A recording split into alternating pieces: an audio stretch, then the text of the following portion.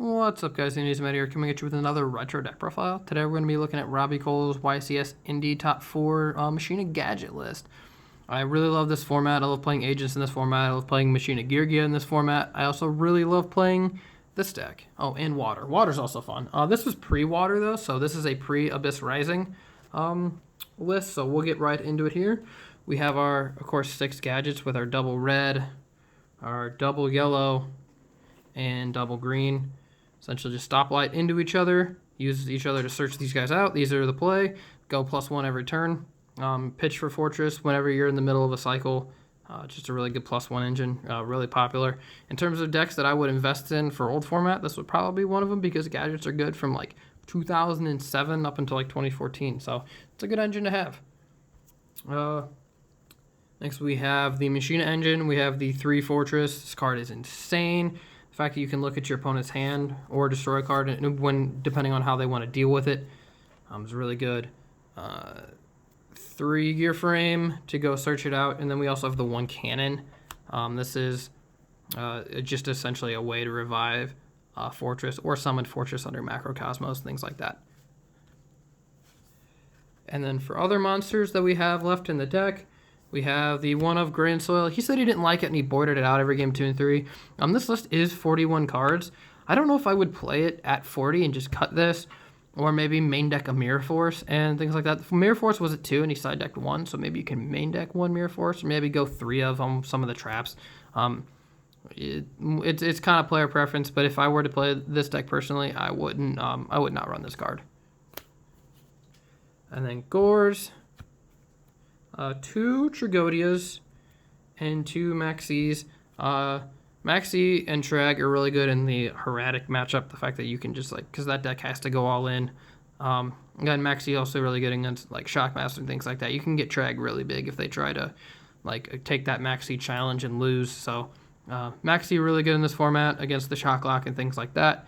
And then Trag wouldn't become really bad until Fire Fist came out, which we weren't at yet. So Trag was still really good. On to the spell lineup, which is actually pretty abbreviated.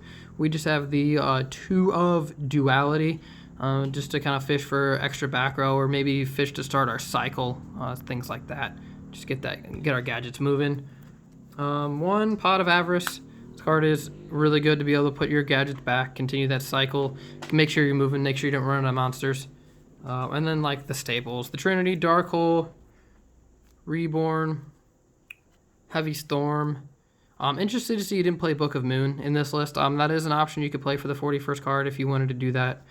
And then the last spells, he went with 3 MSTs. I like to go with 2 MSTs, side deck the 3rd, and then main deck a Forbidden Lance.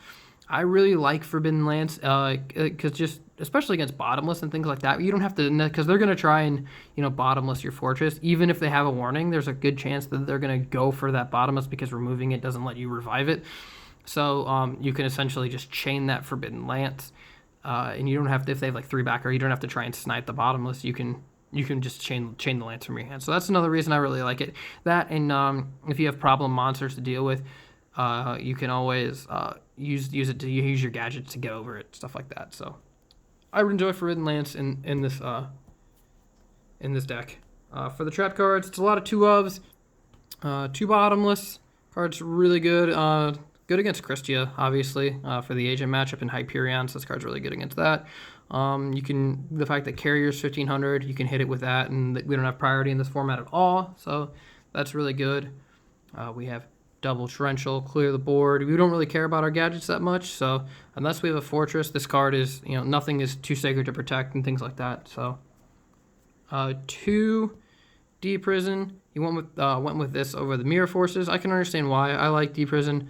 The fact that it gets rid of Stardust and things like that, and then the non-removing, or the things that protect themselves from destruction, which isn't too much in this format.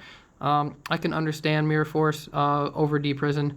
I personally would play 2 D-Prison and then maybe 1 Mirror Force, and again not play the Grandsoil. Double Compulse. Chainable trap cards are really good. A lot of people were main decking 3 MSTs this format, so the ability to have a chainable trap card is really good. I really like that. So Compulse is really good for them to go -1 essentially. just put back an extra deck monster and things like that, because there were a lot of exceeds. This was a very exceed heavy format. 2, Fiendish Chain. This card's really good. Hit the rat, especially. Wind Up Rat is really important to hit with this.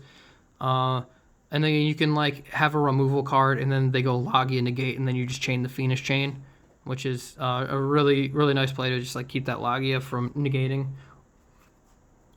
Solemn Judgment, just the be-all end-all negate, no, just Omni negate, and then 2 Solemn Warnings. Again, the Solemn Brigade is really good in this format. I really like it. Cards have been good for a very long time. And we'll get on to the extra deck. We have two Gear Gigants. This card was actually really expensive at the time because it was only the secret rare, and Gear Gigant. Gear Gigant didn't have gear at the time, but it was still a decent deck. There's not a lot of tops for it, so it is kind of in the rogue category. But this deck did make really good use of Gigant and hit searching ability, the ability to go grab any gadget or grab Gearframe, which you're gonna add 90% of the time. Gearframe really good. No Tinglefish obviously, so can't go get that. 2 Utopias. We didn't have a ton of rank 4s at the time. We were a set away from getting some of the better stuff, and when we play this format, we play through Abyss Rising, so I generally swap out a few cards in if I play this deck just to make it consistent with the rest of the format. The one of Utopia Ray to just like steal games when you're at really low life. Double Maestro. This card is really good in terms of protection. I really like. It's just like a safe card when you don't know what you're playing against, or you don't know what you're gonna do, or you just need just like a good removal to put stuff face down. This card is really good to getting over big monsters. It's good at being, so you can use it essentially to get over a big monster, and then it can protect itself the next turn. So you have one detach to put it face down, run stuff over, and then another detach to save itself whenever your opponent would counter, because it was only 1800. So there was a chance that they would be able to do that. 1 Butterfly. This card just gets rid of Spear Reaper, which is really good. There's some other weird niche applications with it. I believe Joe Girlando was talking about using it on his own monsters to get under Messenger of Peace, which is pretty interesting. So you can't target your own monsters with this. Now for the most part, because it targets, you can use it to get rid of Spear Reaper and things like that. I've seen Jill and Duo actually play it a little bit, so it's another target for it, because if you take battle damage, they die. 1 Roach. This card's really good against agents. It's really good against Chaos Dragons. It's not too great against the water matchup, but water wasn't out yet. This card's really good against erratics. 1 Merrowgeist. It's really funny. In his profile, he said he doesn't want to play gadgets without this card, and then you immediately replace it 1 set later with Dweller. So this card just becomes Dweller, essentially. And then 1 Fairy King. This card would become Gaga Cowboy. This card is kind of useless outside of that. But it has one niche application, and that if you attack into Gorz, you can make this and detach. And then Gorz is now 22, so you can't get run over. That's like the only niche application I've ever found with this card is dealing with Gorz. 1 Gemini Pearl, just good beat stick, 2600. Earth Monster, so you can make it under Gozen Match, which you do side. 1 Shock Master. It's so hard to make. It's so hard to have 3 gadgets survive or 2 gadgets in a Gearframe. It's very difficult to make this without Tinglefish or Ultimate Offering, which he also did not play. Because we play the Fortress and we have Trags and stuff like that. We can copy Fortress's level and then so you can like copy Fortress level, then Cannon, bring back the Fortress, and then make this and then steal stuff. So Big Eye is very relevant. It's funny, this card was like $10 at the time for the original secret rare, and then Mermails came out and made it like $80 to $100. And then the last extra deck monster is 1 Chimeric Fortress Dragon. Machines. This card it wrecks you really hard if they have it and they have the side deck. It wasn't too popular at the time, but it was kind of falling out of favor as it was like the last 2 years or so. But one Fortress Dragon, because we do side deck the Cyber Dragons. Speaking of the side deck, are the 2 of Cyber Dragon. Eats Thunder King. His deck has a really hard time with Thunder King. We do side 2 of them because, again, we could just not summon our gadgets and just use this guy and protect it with back row and things like that, and then make them go minus to get rid of it, and then we can start plussing. So they essentially minus themselves to get rid of it, and then we can start plussing as soon as they do. So that's the thought behind it, but looking at it on the other side of the board is very difficult and not fun. 2 Kinetic Soldiers for the hero matchup, and then 1 Snowman Eater. I personally would go the other way with the ratio because Snowman Eater is good against heroes, and it's also good against Dino Rabbit, where this is just good against heroes. So I think 2 Snowman Eater because it hits the Macro Rabbit deck. So that's just my opinion. So I would go 2 Snowman, 1 Kinetic, but or even just 3 Snowman Eaters. I've seen that. That was really popular as well.